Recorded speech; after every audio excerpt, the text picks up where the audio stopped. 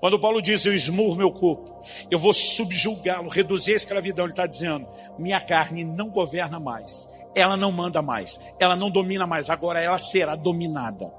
Então domínio próprio não é como nós pensamos, só frear o desejo da carne. A pergunta é, quem domina a carne? Então vamos lembrar que santificação completa é espírito, alma e corpo, como citamos 1 Tessalonicenses 5:23. Nosso espírito foi regenerado, nele recebemos a nova natureza. Nossa alma está sendo restaurada e nosso corpo, que um dia será glorificado, hoje tem que ser subjugado. Onde está a velha natureza? No corpo, na carne. Onde está a nova natureza? No espírito. Se santificação é de dentro para fora e tem a ver com o controle da natureza, a natureza de Deus depositada em nosso espírito tem que dominar a velha natureza que está na carne. Domínio próprio não é só parar a velha natureza, é quem a para. É a nova natureza que para a velha.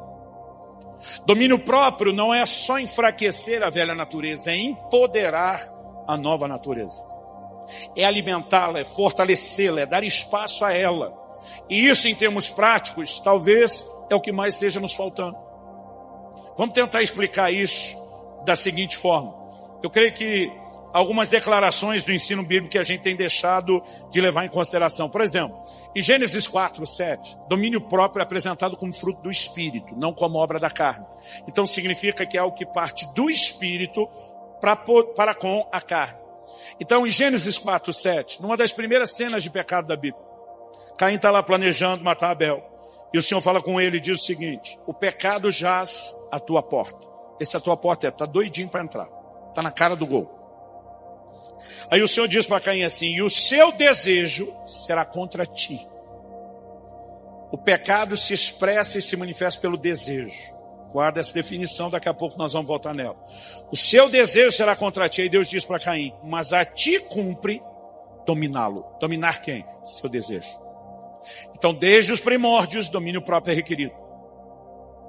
Quando nós estamos no Velho Testamento, antes da lei, Deus está falando de domínio próprio. Quando nós estamos no Novo Testamento, já na graça, Deus está falando de domínio próprio.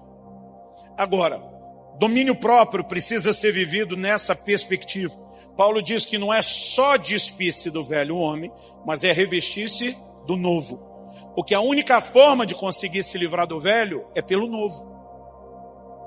Então, o que a respeito desse novo homem aí você precisamos entender? Em Mateus 26:41, Jesus faz a seguinte declaração. O espírito, na verdade, está pronto, mas a carne é fraca. Eu estou há quase 26 anos no Ministério Pastoral, pregando há mais tempo. Mas falo do tempo do Ministério Pastoral porque onde eu passei eu vi muita confissão de pecado ao longo dos anos. A maioria dos crentes que vai confessar um pecado, ele normalmente acredita que ele precisa de uma preparação para a notícia. Tipo, o gato subiu no telhado. A maioria dos que vai preparar a notícia ruim de que caiu e cedeu ao pecado em alguma área, cita esse texto. Já dizia a Sagrada Escritura, a carne é fraca. Eu, ao longo desses anos de pastorado, eu olho para alguns depois, mas no teu caso a miserável é forte, porque ela está ganhando. Se ela fosse fraca, era para ela estar perdendo. Ah, mas foi Jesus que chamou ela de fraca, para outra coisa, ele não estava falando de pecado. Então vamos pensar lá em Mateus 26, Jesus está no Getsemane, no jardim, com o propósito de orar. Chama os discípulos para orar com ele por 3 vezes, eles não aguentam orar e dormem. A Bíblia diz que os olhos deles estavam pesados de sono, eles dormem. Jesus diz para eles, o espírito está pronto. O espírito está pronto para quê? Para orar. Se o seu espírito nasceu de novo, tem a nova natureza, o espírito de Deus dentro dele, o combustível da graça. Irmão, pensa numa coisa, seu espírito quer Deus, seu espírito quer orar, seu espírito quer adorar, seu espírito quer não só ler, mas quer praticar a palavra de Deus. O espírito está pronto. Mas Jesus diz, a carne é fraca. A carne é fraca para quê? Para buscar Deus. Para pecar miserável é forte, gente. É para buscar Deus que ela é fraca, porque na hora de buscar Deus ela se indispõe. Por que ela se indispõe? Porque ela sabe que é naquele lugar que ela vai morrer. E ela ativa o instinto de sobrevivência. Então vamos tentar pensar isso nos seguintes termos. A maioria dos que estão aqui nesse auditório sabe na prática o que é ter passado a noite em claro. Alguns por nobres motivos de trabalho. A maioria de nós por entretenimento. Assistindo filme. A nova geração, maratona de seriado. Jogando videogame. Assistindo esporte. Seja corrida, futebol ou luta do outro lado do mundo. Tem gente que gosta de uma conversa, mesmo madrugada dentro. Já conheci uns crentes que amam velório, só para virar a noite conversando com alguém. Acredite ou não, é verdade o que eu estou dizendo. Sejam quais forem os motivos, a maioria de nós sabe o que é abrir mão de uma noite de sono por alguma coisa conveniente. Mas aí você chama essa pessoa que já virou noites em claro, se divertindo, para orar. E o crente diz, eu não consigo, eu durmo. A vontade de dizer, miserável, tu fica acordado pro resto. E na hora de orar não consegue. Mas ele não está mentindo. Por quê?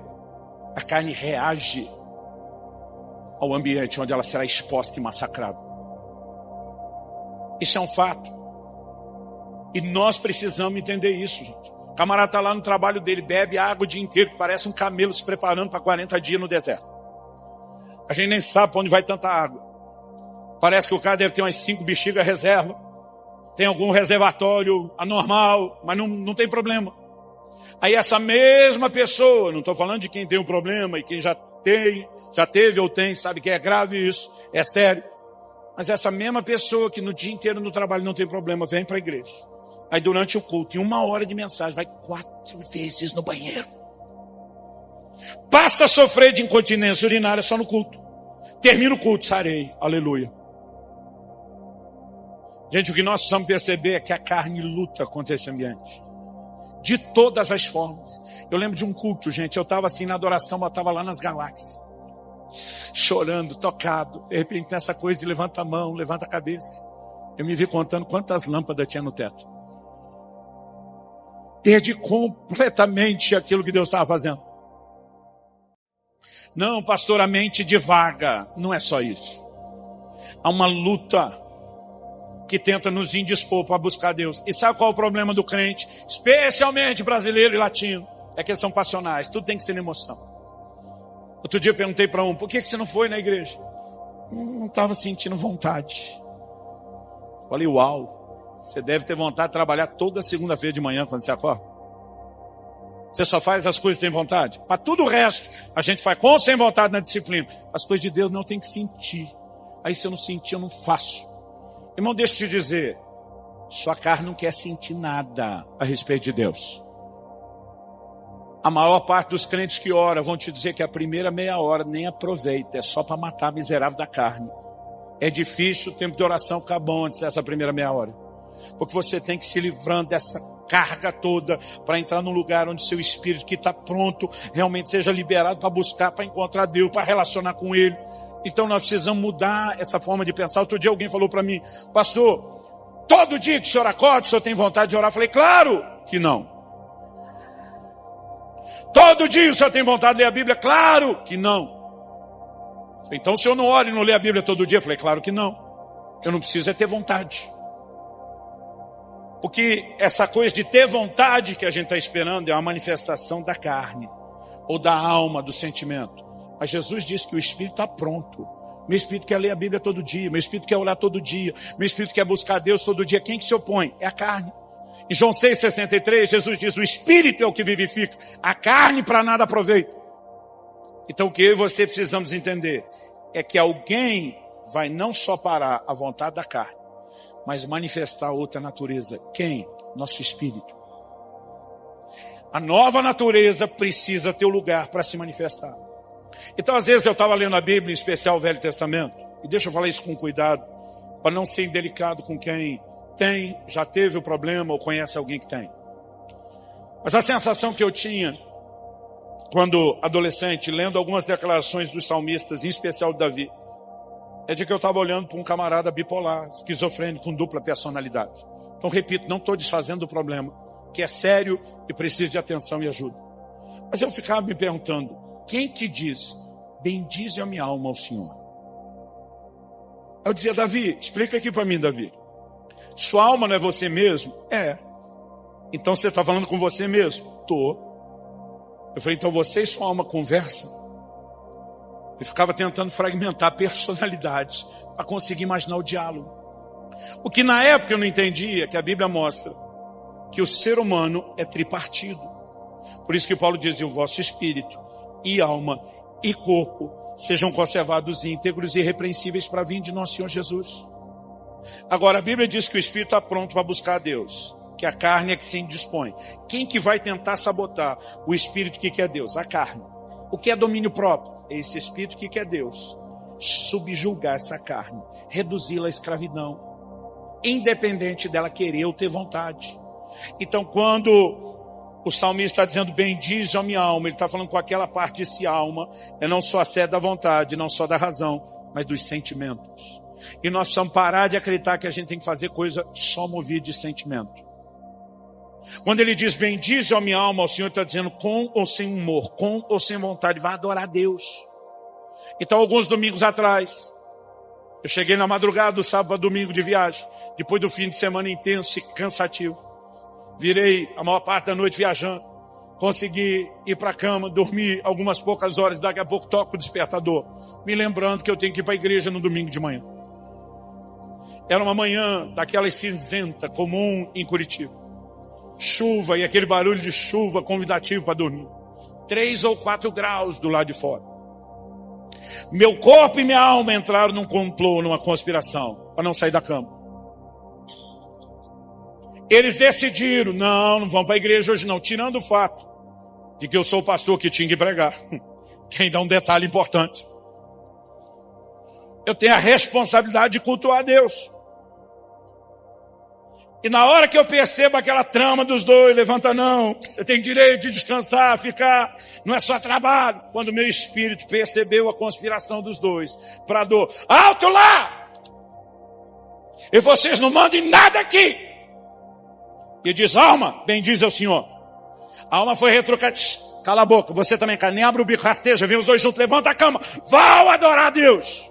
Quem está entendendo em termos práticos o que é domínio próprio?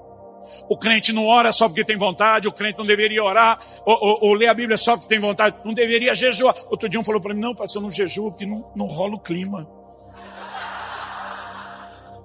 Foi para achar alguém que tem vontade de ficar com fome. A gente não faz porque a carne quer, a gente faz justamente porque a miserável não quer. Quem está entendendo? Aliás, deixa eu falar algo. O jejum tem se tornado uma arte perdida para a nova geração. Um dia desses alguém falou assim, pastor, me deu um bom motivo para jejuar. Falei, te dou, Jesus jejuou. Jesus que era Jesus. Deduziu que até ele precisava jejuar. E nós, miseráveis. Aí ele falou, mas Jesus jejuou numa outra aliança. Falei, vem com essa desculpa. Jesus disse que enquanto o noivo estava presente, eles não iam jejuar. Mas chegaria o dia que o noivo não estaria com eles e eles jejuariam. Jesus instruiu, quando jejuardes, então ainda que não haja um imperativo, uma ordem para jejuar, há uma clara expectativa de que a gente faça isso. Mas hoje em dia, em nome da graça, estão tentando tirar da Bíblia jejum, disciplina de oração, leitura bíblica. A turma diz, tudo legalismo, tudo mérito. Não, irmão, não tem a ver com mérito. O que eu e você precisamos entender que está por trás disso é que essas disciplinas espirituais têm o propósito de parar a carne e empoderar a nova natureza. Como? Alimentando ela. A maioria dos crentes de hoje vive de entretenimento como nunca antes na história.